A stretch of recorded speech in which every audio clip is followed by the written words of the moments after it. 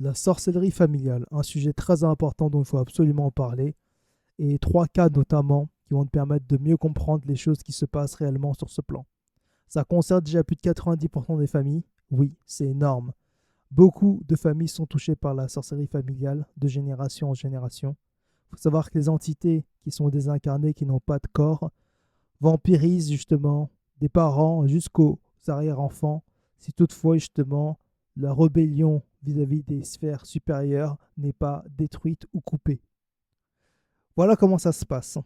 Ces personnes-là, généralement, ça se passe dans des rituels occultes. On en rouvre des portails dans leur temple. Je te fais pas de dessin, tu sais comment ça se passe. C'est des choses atroces.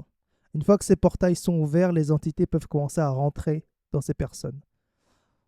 Dans un point de vue civil, tu vas les appeler pervers narcissiques, personnes folles, tout ce que tu veux, tu vois le dessin. C'est sur ces personnes-là. Ils ont déjà des entités avec eux qui font le travail.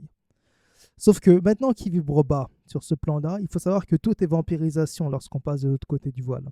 Lorsqu'on passe de ce côté, en tout cas, du spectre, on devient un vampire. Que ce soit en astral, que ce soit directement par rapport au sang réel, ou que ce soit directement par rapport en fait à la progéniture. Et c'est là justement où la sorcellerie familiale rentre en jeu.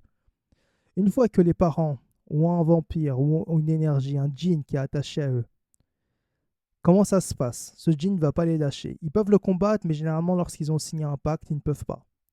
Donc le djinn, qu'est-ce qu'il leur dit? Je vais t'offrir des choses sur ce plan-là qui vont être énormes. Mais simplement, fais des enfants.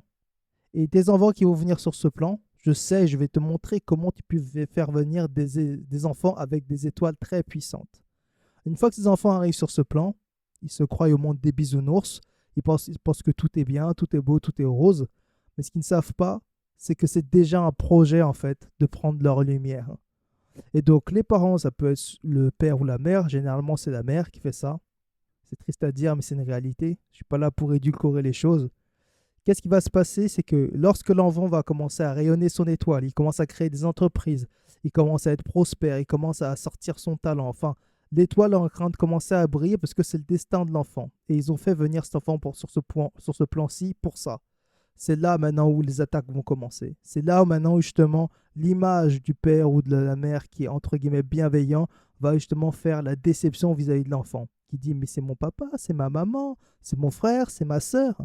Oui, oui, c'est ce que tu penses. Mais les entités qui sont avec ces personnes-là, ce ne sont pas ce que tu penses. Et donc c'est là où commence le jeu de la déception.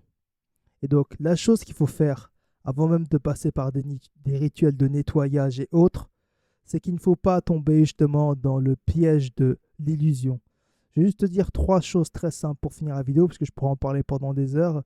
Mais la famille, ton entourage, ou simplement aussi justement ton partenaire ou ta partenaire en couple, c'est-à-dire l'amour, la famille et les copains, les amis, là où tu as une charge émotionnelle, les démons, entités, diables, appelle ça comme tu veux, c'est là où ils te voient, toi, en tant qu'être éveillé ou être de lumière, con. Parce qu'il se dit que si toi, émotionnellement, tu ne peux pas voir les voiles des réalités qu'il y a derrière, il peut t'avoir avec ça. Donc tu ne vas jamais te faire trahir par quelqu'un que tu ne connais pas. Les personnes qui vont te trahir vont être les personnes les plus proches de toi. Et c'est une réalité.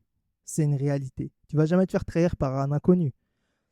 Les gens qui vont te trahir vont être des gens qui vont être proches de toi. Et généralement, dans la sorcellerie familiale, ça vient de la famille.